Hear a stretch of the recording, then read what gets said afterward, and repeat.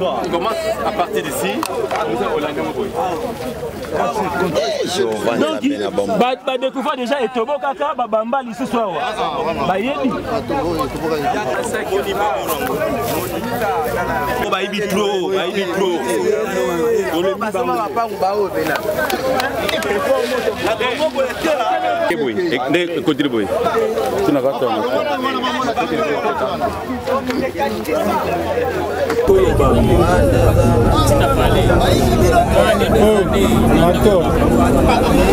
Oui, bonjour, Mbote. Bon, Nazali responsable, il y a sécurité à Pipeline.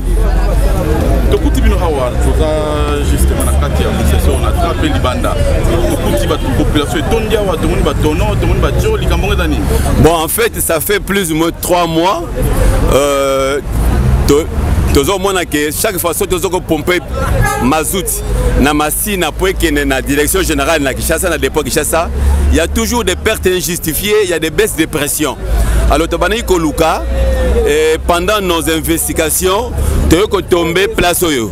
Tant que tu timoli na tio na biso, to monité ba malfaiteurs, des inciviques non autrement identifiés, tu évité banani.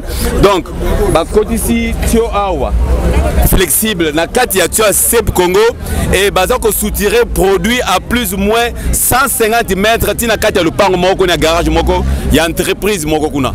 Donc tango ba patrouiller na biso bazo sala ba patrouille yawa moyen ba mona ezate ba patrouiller na biso baza na zone eza limitée ba sala ka ronde na kati ya poids lourd.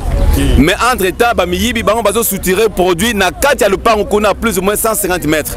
Et ah bon le pas y entreprise moka monene ya mboka oyo. Ouais, donc c'est ça. Donc je pense que population balobi na kati ya lupango ya onatra biso toko kanga fuite le reste justice mutako sala musala pour découvrir ba responsabilité ya moko na moko. Non, bah tiens, tu es flexible. Et puis flexible, on va tiens, flexible à haute pression. Quelle que soit la pression de coco tient na pipeline et qu'on PTT. Donc na souka ya tio kuna batia robinet. C'est comme robinet à le pango. Donc ils viennent à tout moment. Dès que tu dois mettre na pompe. Bah coco à n'importe quel moment. Mais alors le problème qui est plus dangereux c'est quoi? Musala yo salama na en pleine agglomération. Batu baza et belé awa. Moindre explosion, moindre incendie, batu bakufa et belé. Voilà.